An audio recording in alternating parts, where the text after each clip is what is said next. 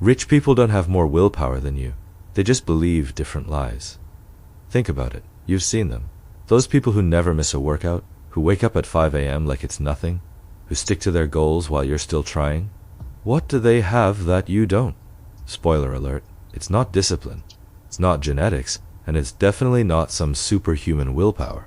It's something way simpler and way more powerful. Today, I'm going to show you what scientists discovered that changes everything we thought we knew about willpower. And trust me, once you see it, you can't unsee it. Let me guess, you've tried this before. New Year's resolution? Dead by January 5th. Gym membership? That card's collecting dust. Learning app downloaded with all the motivation in the world? Yeah, it's still on page 1, and every time, you blame yourself. I'm just lazy. I have no willpower. I'm not built for this. This is the truth. You've been lied to. For decades, scientists told us willpower is like a battery. You wake up with a full charge, and every decision drains it.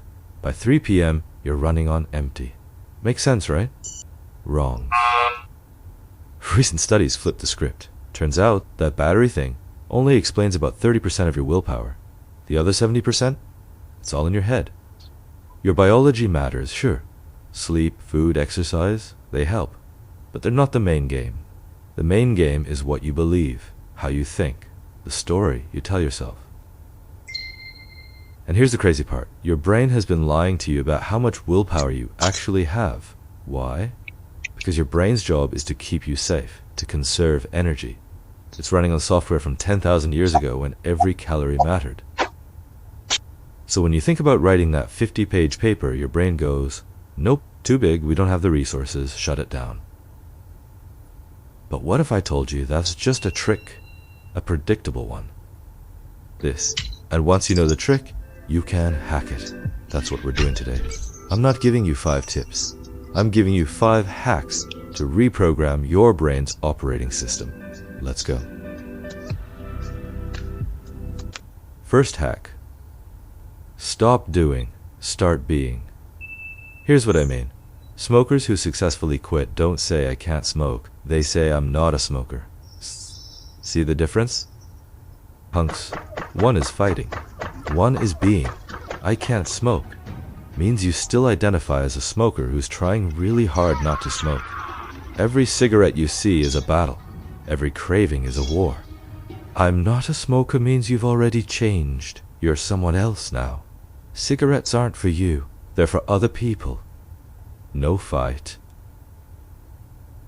No willpower needed. This is the most powerful hack on this list, and it's the one most people get wrong, because we're taught to change our habits. But habits follow identity, not the other way around. You don't become a runner by running. You run because you're a runner. You don't become a healthy eater by eating salad. You eat salad because you're someone who values their body.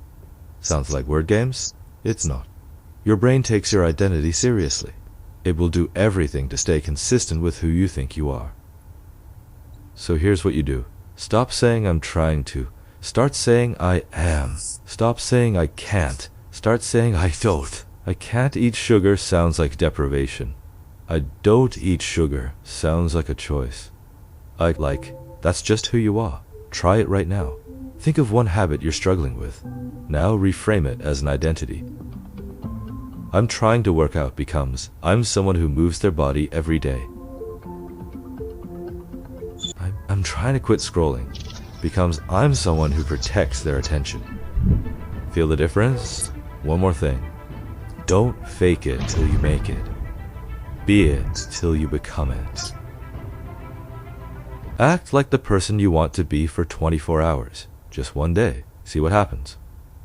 Most people never try this because it feels weird. Good. Weird means you're changing. Second hack. Lie to your brain. Your brain is terrible with big numbers. Use that. There was a guy who spent 63 hours trapped in a block of ice. No movement, just cold, just pain. Sounds impossible, right? Here's how he did it.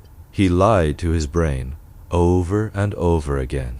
He didn't think, I need to survive 63 hours. That number would have broken him in the first 10 minutes. Instead, he thought, I just need to make it 1 more hour, and then 1 hour later. That's it. That's the trick. Scientists call this chunking. I call it the 1 hour trick. Your brain freaks out at big tasks. Write a 50-page paper? Absolutely not. We don't have the willpower for that. We'll write 1 paragraph? Your brain goes, yeah, okay, we can do that. Here's some energy. So you write 1 paragraph, what? And then another. And then another. Before you know it, you've written 10 pages, and your brain didn't even know this. This works because your brain is designed to conserve energy. It rations your willpower like you're about to starve. But when you break things down into tiny pieces, your brain says, oh, this is nothing. Sure, go ahead. Here's how to use it. Got a big goal? Cut it into 1 hour chunks, or 30-minute chunks, or even 5-minute chunks. Don't commit to finishing the project. Commit to working on it for 1 hour. Don't commit to losing 20 pounds. Commit to losing 1 pound. Okay, your brain can't argue with one. One is easy, one is doable, and here's the secret. Once you start, you usually keep going. Starting is the hard part. Chunking gets you started. So next time you're staring at something big, ask yourself, what's the smallest piece I can do right now? Then do that. Just that. Your brain will thank you, and you'll actually get it done. Third hack, think like the rich. Here's something I noticed. Poor people ask how. Rich people ask why. Poor people, how do I go to the gym? Rich people, why does this matter to me? Scientists call this high-level thinking versus low-level thinking. Low-level thinking is when you focus on the details, the how, the steps, the logistics. I need to wake up at 6, put on my shoes, drive to the gym, do 30 minutes of cardio. That drains willpower, because every step feels like work. High-level thinking is when you focus on the why, the purpose, the meaning. Going to the gym because I want to feel strong, because I want to prove to myself if I can keep promises, because I refuse to be the person who gives up. That fuels willpower, because now, that task. Here's the difference. When you're thinking low level, every rep at the gym is torture. When you're thinking high level, every rep is proof that you're becoming who you want to be. So how do you shift to high level thinking? Simple. Spend more time on your why. Take the habit you're trying to build. Grab a piece of paper. Write down why it matters. Not surface level stuff. Deep stuff. Don't write, I want to lose weight. Write, I want to lose weight because I'm tired of feeling invisible. Because I want to walk into a room and feel confident. Because I want my kids to see me as someone who doesn't quit. Fill the whole page. And I mean the whole page. Most people can't do this. They get to 3 reasons and stop. That's why they quit. The people who fill the page, they don't quit because they've connected their habit to something bigger than the habit itself. Here's a challenge.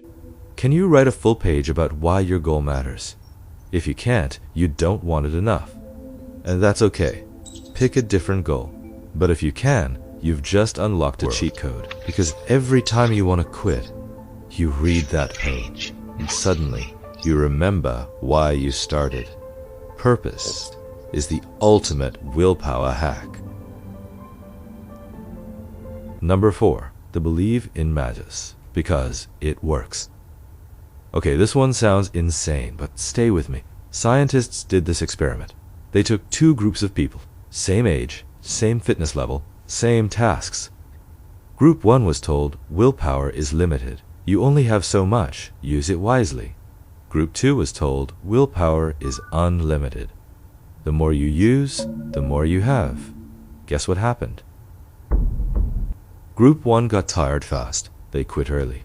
They felt drained. Group 2 kept going. They pushed harder. They felt energized. Same people, same tasks, different beliefs. Here's the kicker. Both beliefs are kind of true and kind of false. Willpower is limited in the sense that your brain will set a limit, but that limit is way higher than you think, and it's flexible. So if you believe willpower is scarce, your brain will make it scarce. It's like a placebo effect, except it's not faked, it's real. Because your beliefs shape your reality. This is wild, right? You're not discovering your limits, you're creating them. So here's what you do. Change the story. Next time you feel tired, don't think, I'm out of willpower. Think, my brain is being dramatic. Because it is. Your brain is like a toddler throwing a tantrum. It's testing you, seeing if you'll give in. If you believe the tantrum, you stop. If you call it out, you keep going. Teague, Here's another trick. Redefine fatigue. Fatigue isn't a stop sign, it's a signal. It's your brain saying, hey, this is hard, are you sure? And you say, yeah, I'm sure. That's it. That's the conversation. Over time, you'll start collecting evidence. Moments where you thought you were done, but you kept going. Moments where you surprised yourself. Those moments are gold. They reprogram your belief system. So start noticing them. Write them down. Remind yourself, I have more than I think. Because you do. You always have. Fifth and final hack.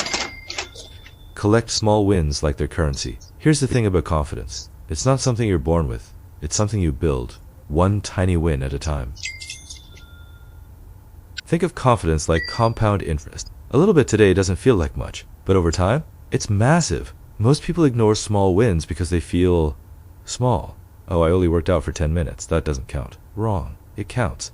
It counts more than you think. Because every small win is proof. Proof that you can do hard things. Proof that you keep promises to yourself. And your brain is keeping score. Here's the problem. Most people only celebrate big wins. I'll be proud when I lose 20 pounds. While they wait, they feel like a failure. And that motivation slowly drains. I'll feel accomplished when I finish the whole project. But big wins take forever. And in the meantime, you feel like a failure. That kills motivation. That drains willpower. So flip it. Celebrate the small stuff. Stupidly small stuff. You put on your running shoes when you wrote one sentence. You said no to the donut. I'm serious. Celebrate it out loud. Hell yeah, I did that. It sounds ridiculous. It feels ridiculous. Do it anyway. Because here's what happens. Your brain starts associating your goal with positive feelings, with pride, with success, to worry you about the smoother flow. And that makes it easier to do it again tomorrow. Here's how to make this practical. Download a habit tracker. Any app, doesn't matter which one. Track your habit every single day, even if you only did it for 5 minutes. Watch the streak grow. 1 day, 3 days, 7 days, 30 days. That visual progress is addictive. It builds confidence. It builds momentum. And momentum is Keep a win journal. Every night, write down 3 small wins from the day. They don't have to be big. I woke up on time. I drank water instead of soda. I didn't check my phone for an hour. Over time, you'll have pages and pages of proof that you're not lazy. You're not weak. You're someone who wins. Small wins aren't cute. They're compound interest for your life. Start collecting. Alright, here's the thing.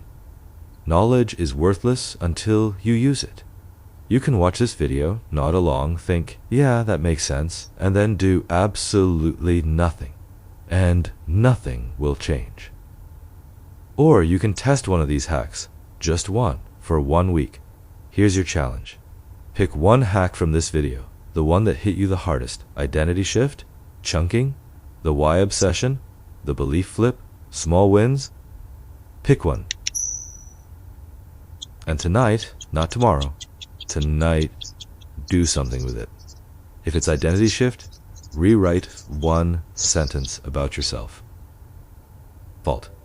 If it's chunking, break your big goal into 1-hour pieces. If it's the why obsession, write that full page. If it's the belief flip, catch yourself the next time you think, I'm too tired. If it's small wins, celebrate the next tiny thing you do. Just one, for 7 days. And then come back here and comment which one you tried. Tell me what happened. I read every single comment. Because here's the truth. I can't give you willpower. Only you can unlock it. But I can show you where the lock is. The rest is up to you. If this video changed how you think about willpower, hit that subscribe button. We're diving into how to rewire your brain for focus in a world designed to distract you. And trust me, you don't want to miss that. See you next time.